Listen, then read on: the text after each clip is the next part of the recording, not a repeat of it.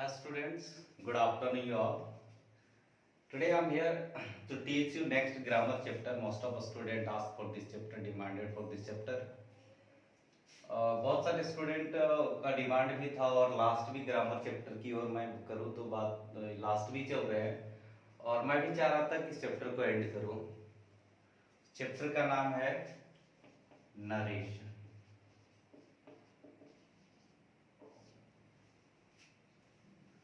जिसको हिंदी में इसको हम लोग कथन कहते हैं. Let's see. First of all I would like to make you understand about the narration. Narration होता क्या है? Most of us student tell sir actually this is very difficult chapter, so I want to read and make us understand easily by making some rules. तो मैं क्या है कि शायद इसे ऑफलाइन और बच्चों को सामने पढ़ाता तो और काफी इजी होता, फिर भी मैं कोशिश करूंगा वेरी इजी हो. ये चैप्टर टफ है नो डाउट, लेकिन टफ वैसे स्टूडेंट के लिए है जो नहीं समझ पाते हैं, और ये जितना टफ है उतना इजी है if you understand it better way. जब आप इसे समझ जाओगे तो बहुत काफी आसान भी है. Narration really when we talk about this particular chapter, एक कथन है, एक स्टेटमेंट है which is spoken by someone और समबडी एल्स, जो किसी के द्वारा बोला जाता है. अब इसको क्या है, मैनली टू पार्ट्स में डिवाइड किए गए. Number first,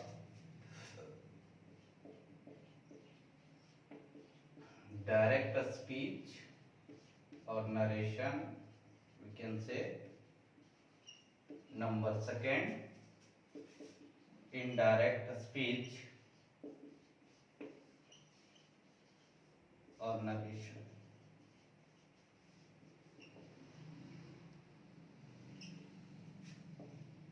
Now first of all we have to understand the difference between direct speech and indirect speech. हम लोग को समझना है कि एक्चुअली डायरेक्ट स्पीच होता क्या है, इनडायरेक्ट स्पीच होता क्या है. What is the difference between both, दोनों में डिफरेंट क्या है.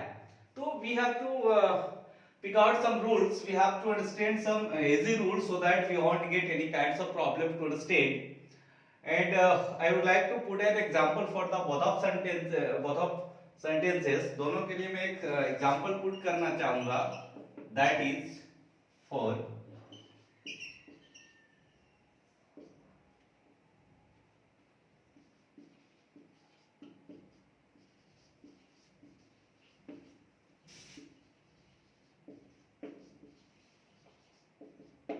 मैं आसान सा सेंटेंस को लिखा हुआ हूं. ये सेंटेंस डायरेक्ट स्पीच है. This is a direct speech.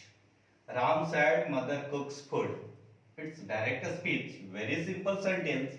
अब क्या है कि भाई दो व्यक्ति की बातें मैं करता हूं कि एक व्यक्ति, सपोज दैट यहां है, यहां भी दो व्यक्ति हैं. When we talk about these particular person, जब हम लोग दो व्यक्ति इसमें बात करूं, दो इसमें बात करूं, इसमें क्या है कि भाई राम है और ये मदर है. इसमें राम है और कोई थर्ड पर्सन गीता है. Suppose that we have to understand first all of these. हम लोग को सबसे पहले ये समझना है अकॉर्डिंग टू दिस सेंटेंस, इस सेंटेंस के अनुसार. अब क्या है, यहाँ फर्स्ट पर्सन जो है, सॉरी जो यहाँ व्यक्ति है, फर्स्ट पर्सन का मतलब यहाँ जो व्यक्ति दूसरे व्यक्ति से बात कर रहा है, ये दिस इज ए डायरेक्ट. ये डायरेक्टली राम मदर से डायरेक्ट बोल रहा है.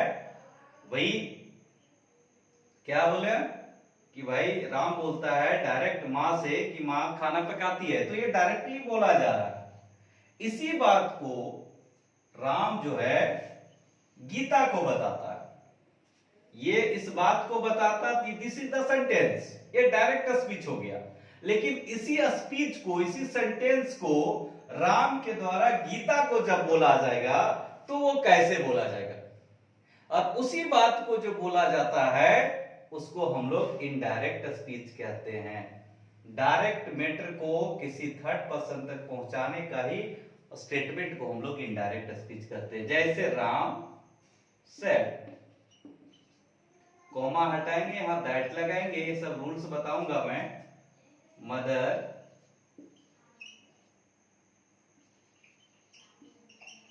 Cooked food. ये बात को राम के द्वारा गीता को बोला गया। डायरेक्ट बोला जाता तो भाई दिस डायरेक्ट स्पीच होते, ये किसी माध्यम से किसी व्यक्ति तक पहुंचना ये इनडायरेक्ट स्पीच। जैसे दूसरा एग्जांपल, सपोज दैट आप दो दोस्त हैं और दो दोस्त क्या हैं कि भाई एक दोस्त जो है यहां सपोज दैट राम है और यहां श्याम है, ये दोनों दोस्त रहने दो। राम जो है सो कोई कारणवश विद्यालय नहीं आ पाता है, बीमार पड़ जाता है, तो श्याम को बोलता है कि मेरे सर को बोल देना कि मैं आज बीमार हूं जिसके कारण विद्यालय नहीं जाऊंगा। राम सेड टू श्याम, वो राम श्याम को बोलता है, राम सेड टू श्याम क्या बोलता है कि मैं बीमार हूं। राम किसको बोलता है? श्याम को, कि मैं बीमार हूं, सर को बोल देना कि मैं विद्यालय नहीं आ पाऊंगा। तो ये राम जब आएगा स्कूल, सॉरी राम तो नहीं आएगा, श्याम आएगा जब स्कूल, ये टीचर हो गई। जब श्याम विद्यालय आएगा तो क्या कहेगा? राम का बात को कहेगा कि ये अपना कन्वे करेगा। जब अपने ऑन कन्वे की बातें आती है, जब अपना मैटर को अपने तरीके से थर्ड पर्सन के पास बोलने की बात आती है, तो ये राम का बात श्याम अपने तरह से बोलेगा। क्या बोलेगा? कि सर राम ने बोला है कि आज वो विद्यालय नहीं आएगा। तो ये आपका क्या हो गया? इस मैसेज को सर तक पहुंचाने का मीडिएटर का काम श्याम ने किया है, तो श्याम यहाँ इनडायरेक्ट पर्सन हो गया टीचर के लिए, जबकि राम और श्याम डायरेक्ट पर्सन हो गए। इसी मसले को एक तरह से कह सकते हो, इसी एक दूसरे का कथन को, एक दूसरे का चुगली को, एक दूसरे का बातों को किसी थर्ड पर्सन तक पहुंचाने का स्टेटमेंट को ही हम लोग नरेशन कहते हैं। और इसको सॉल्व करना हमारा एक चैप्टर है, दैट इज नरेशन। ये डायरेक्ट होते हैं, डायरेक्ट को इनडायरेक्ट में बदला जाता है, जो आपका वेरी इंपॉर्टेंट है फॉर द प्री एग्जामिनेशन। सभी परीक्षाओं के लिए इंपॉर्टेंट है, फॉर द एसएससी, रेलवे और any other competitive examination. Matric में तो इंपॉर्टेंट है ही, इसीलिए इसको थोड़ा सा ध्यान से पढ़ोगे। ये चैप्टर को पढ़ाने में ऐसे स्कूल में पढ़ाता तो 1 सप्ताह लेता, लेकिन यदि वीडियो बना रहा हूं तो मैं कोशिश करूंगा कि 3-4 वीडियो में इसको एंड करूं।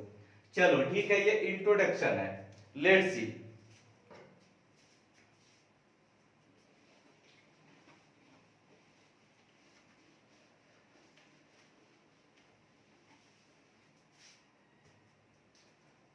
Now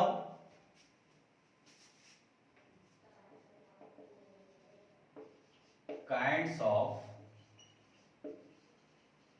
sentences.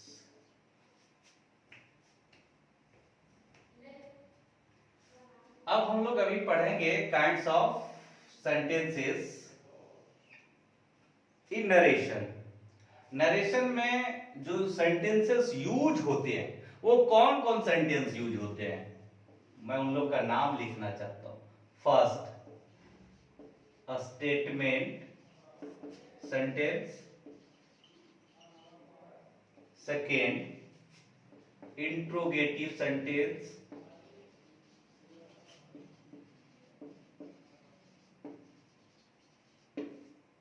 Third, imperative sentence।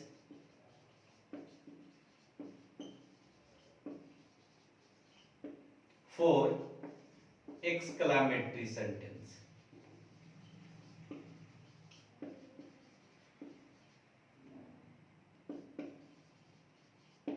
These 4 sentences are mainly used in narration, in which a statement and interrogative sentence are very important. These are in exception, but these are also asked sometimes. So we have to know these all 4 kinds. ये चारों kinds हम लोग को जानने का जरूरत है, और चारों को मैं एक एक करके यूज बताऊंगा। You student right on this, आप इसको लिखोगे, स्क्रीनशॉट ले लेंगे।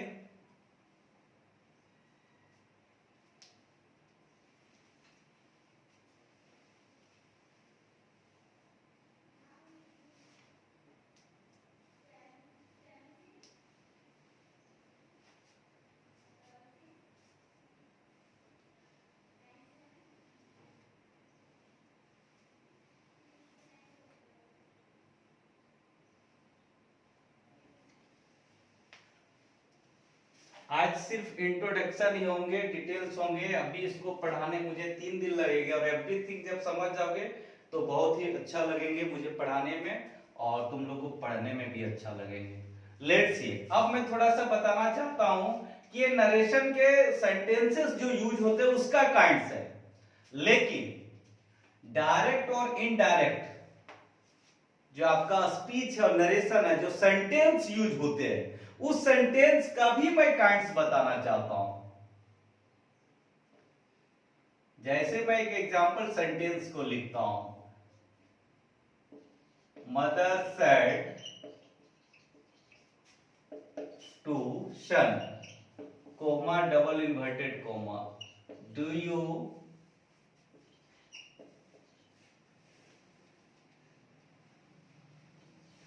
go to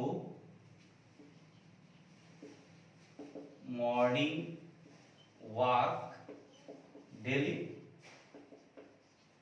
I have written a sentence. एक सेंटेंस मैंने लिखा। अब इसमें हम लोग को समझना है कि आखिर मदर क्या है, सैड क्या है, do you go to morning walk ये क्या है, ये सेंटेंस किस सेंटेंस में आता है। जैसे मैंने अभी 4 सेंटेंसेस बताया, ये 4 सेंटेंसेस में ये स्टेटमेंट सेंटेंस है, इंट्रोगेटिव सेंटेंस है, एक्सक्लेमेटरी सेंटेंस है, इंपेरेटिव सेंटेंस है। ये तो बात की बात है, अभी मैंने रूल्स बता रहा हूं, सिर्फ सेंटेंस को आइडेंटिफाई करने के लिए बता रहा हूं। ये जब आइडेंटिफाई कर लोगे आई थिंक तो अब तुम लोग को पढ़ने में वेरी आसान हो जाएंगे और नरेशन शायद इतना आसान तुम लोग का हो जाएगा जो इससे बेहतरीन कोई चैप्टर पढ़ने में नहीं लगेगा। सो you people must care for this. तो ये हमने ये क्या है आपका आएंगे इंट्रोगेटिव सेंटेंस में, चूंकि ये देख रहे हो रिपोर्टेड स्पीच जो स्टार्ट हुए आपके हेल्पिंग वर्ब से स्टार्ट होते हैं हुए हैं, यस नो क्वेश्चन है इंट्रोगेटिव सेंटेंस का, तो ये आपका इंट्रोगेटिव सेंटेंस होंगे, ये मैं बाद में बताऊंगा। अब मैं बताने वाला ये है कि भाई यहां से ये सेंटेंस कौन सी सेंटेंस कहलाते हैं, इसको क्या कहते हैं। तो according to use in sentence, sentence में यूज के अनुसार मैं काइंड्स बताने जा रहा हूं। वो तो नरेशन का सेंटेंस काइंड्स हुए हैं और ये जो मैं बताने जा रहा हूं आपको according to use in narration kinds of sentences in narrations. अब पहला स्टेटमेंट है कि एवरी स्टूडेंट्स नोज, सभी को जानते हैं, किताब में भी पाओगे कि इसको हम लोग रिपोर्टिंग स्पीच कहते हैं या रिपोर्टिंग वर्ब कहते हैं या इसको रिपोर्टेड स्पीच कहते हैं। तो कंफ्यूजन सा लगता है। अब इसमें मैं थोड़ा कुछ नया चीज ऐड करता हूं जो किताब में भी शायद नहीं मिले और उसको तुम लोग को समझने में डिफिकल्ट होता है, जिसके कारण बच्चे कहते हैं कि सर ये नहीं समझ में आया। लेकिन अभी जो चीज मैं बताने जा रहा हूं वेरी इजी वे में बताऊंगा जो तुम लोग समझोगे। पहले हम लोग यहां से यहां सेंटेंस को समझते हैं, आखिर इसको कहते क्या है। चलो, इट हैज mainly 4 types। इस सेंटेंस को मैं 4 भागों में डिवाइड कर दिया हूं, इसीलिए मैं लिखा हूं। इसके मुख्य रूप से 4 प्रकार हैं। Number first,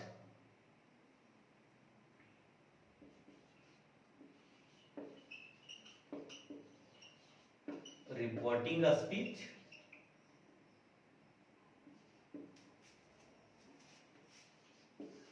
number second, reporting verb. Number third,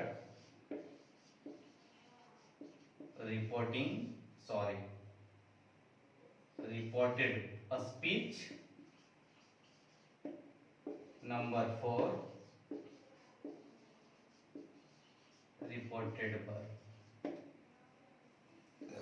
अब चलो इसको हम लोग समझते हैं कि ये 4 क्या है इस सेंटेंस में जो यूज किए गए हैं, जो सेंटेंस मैंने यहां लिखा हो।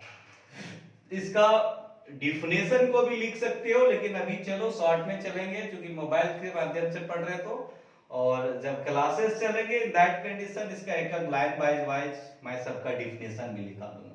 मैंने समझो कि नरेशन में जो सेंटेंस आते हैं, sentence which comes in narration and which comes before comma, जो कोमा से पहले आते हैं, which comes before comma, comma से पहले आने वाले सेंटेंस को हम लोग रिपोर्टिंग स्पीच कहते हैं।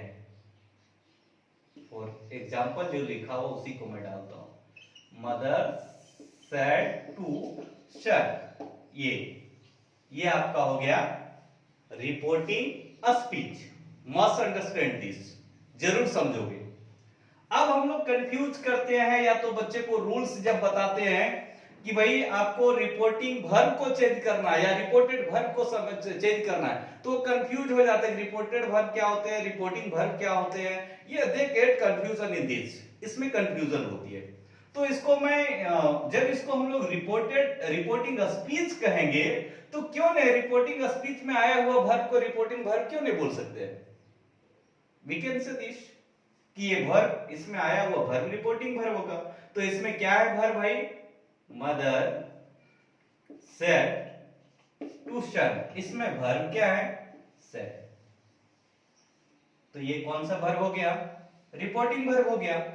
रिपोर्टेशन को डिफाइंड हम लोग इस तरह से करेंगे, verb which comes in reporting speech, वैसे वर्ब वैसे क्रियाएं जो रिपोर्टिंग वर्ब में आते हैं, जो सॉरी रिपोर्टिंग स्पीच में आते हैं, जो रिपोर्टिंग स्पीच में आते हैं उस वर्ब को हम लोग रिपोर्टिंग वर्ब कहते हैं। Is that clear? कॉमा से पहले सेंटेंस को समझने में कोई प्रॉब्लम, जब तक इसको नहीं समझोगे चेंज करने में हमेशा प्रॉब्लम होगा। So you people must understand this, then after you can solve it easily. ये क्रिया प्रक्रिया चारों सेंटेंसेस में होते हैं, चाहे वो स्टेटमेंट सेंटेंस हो, इंट्रोगेटिव हो, इंपेरेटिव, एक्सक्लेमेटरी हो, ये चारों में सबसे पहले सेंटेंस को आइडेंटिफाई करने की जरूरत है, then after you can solve it easily. So you people must follow this कि भाई कॉमा से पहले आने वाले सेंटेंस हमारे रिपोर्टिंग स्पीच हो गया है, और उस रिपोर्टिंग स्पीच में आने वाले वर्ब हमारा क्या सा वर्ब हो गया, रिपोर्टिंग वर्ब हो गया। For example said. चलो थर्ड हम लोग आते हैं रिपोर्टेड स्पीच, इसको डिफाइन करेंगे। या sentence which comes in double inverted comma, वैसे वाक्य जो डबल इन्वर्टेड कॉमा के अंदर आता है। तो डबल इन्वर्टेड कॉमा यहां से स्टार्ट हुआ डू से और एंड हुआ डेली तक, तो यहां से यहां आने वाले सेंटेंस आपके हो गए reported speech. For example, do you go to morning walk daily.